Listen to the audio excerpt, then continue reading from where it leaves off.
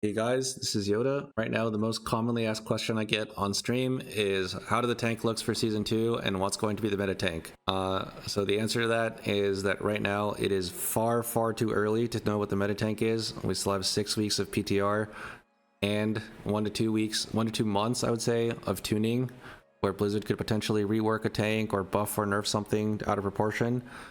So it's far too early to know what the meta tank is right now. As far as what's strong on PTR, a lot of the things that are strong or weak are just because they're bugged. For instance, Vengeance Demon Hunter, so that's what it is. However, I will answer some of the questions like how tanks look right now, since that's what seems to be what people are interested in.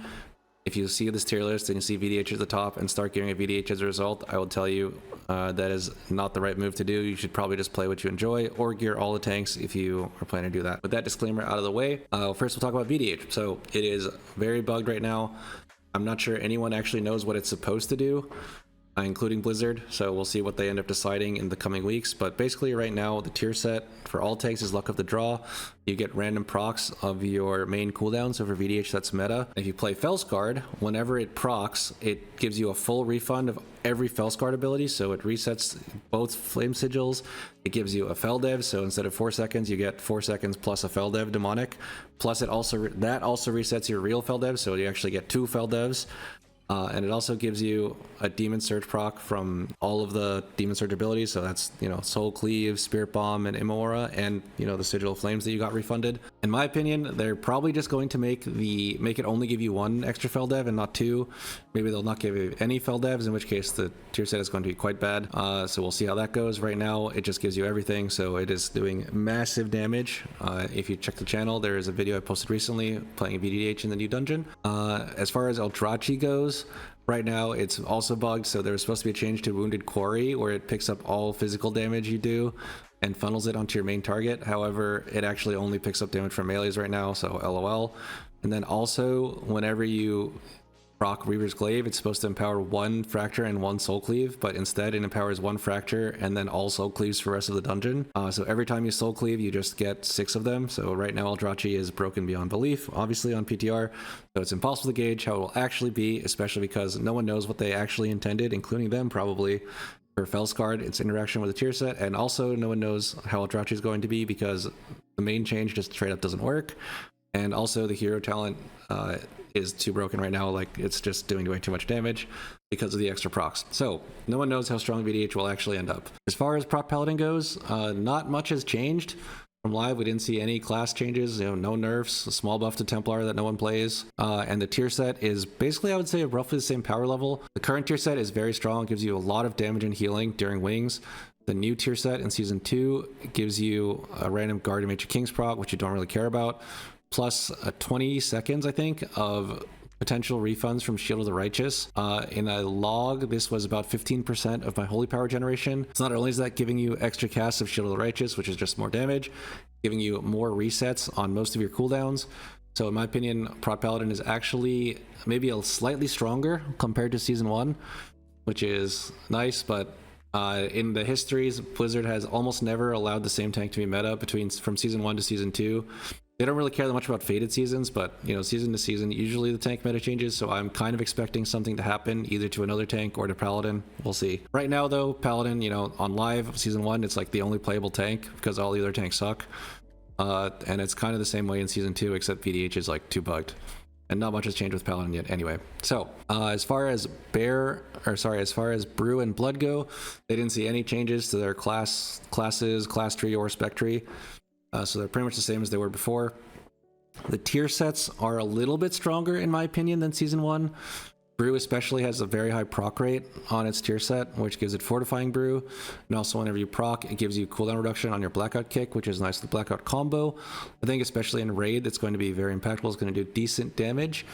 In Keys, however, I would say it's roughly in the same spot it is on live, which means it does like okay damage if you play it well. You don't play it well, then it does really bad damage like me. And as far ability wise, it's like maybe playable, you can kind of survive, but you also have no utility compared to a paladin. So that's where it is on beta as well. With blood, the tier set on live is like kind of okay, and then the one that you're getting is also kind of okay. Like you get random IBF procs that you may or may not be able to use, and also you get your death strike cleaving whenever you proc, which is kind of nice on like low target cleave pulls, but on mass AoE and single target it basically just straight up does nothing. So that's where blood is, not really changed. I would say in low keys it's probably going to be one of the better tanks other than Prot Paladin. Then in high keys, you probably were going to run into getting one shot by melees, which is probably not good. You know, basically the same as it is on live. Hopefully they do something about it this year, maybe, who knows. Bear and Warrior did see some small changes. We'll talk about Bear first. So Bear saw both of its Frenzied Regen CDRs getting basically removed or reworked. Frenzied Regen CDR changes was Layered Main got changed to the Magic DR talent, which is at most 8.5% magic DR for 2 points, which in my opinion is not worth. In fact, it's so not worth, I would not even play that or Reinforced Fur ever, because you have to path through it to get Reinforced Fur. The other talent though, Reinvigoration, got changed. Instead of Frenzied Regen having lower cooldown, now your Frenzied Regen is way more impactful.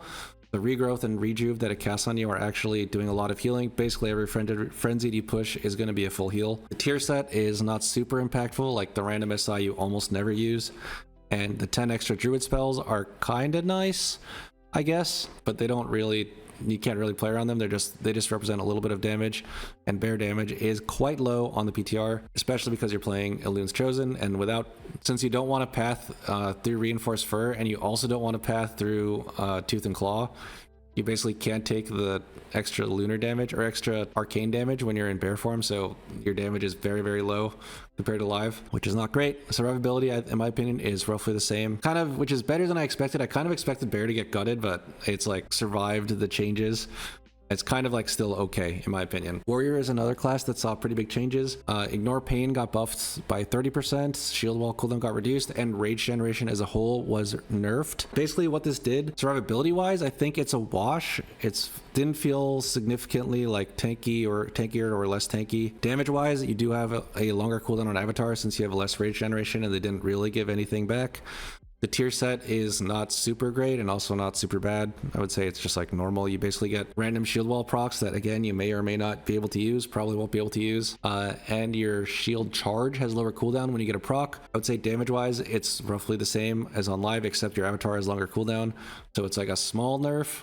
Same with bear, basically. It's like same survivability, but damage is quite a bit lower. So that's another nerf. Hopefully more changes are coming, because it would be kind of boring if like VDH just got changed to how it is on live, and then Paladin was just the best again, and then VDH was the second best again, and then, you know, all the other tanks are just playable, but like, why would you play them when Paladin exists again? So surely something is happening in the near future. Anyway, for those of you wondering how tanks look on PTR, this is the video for you. Thanks for watching. Peace out.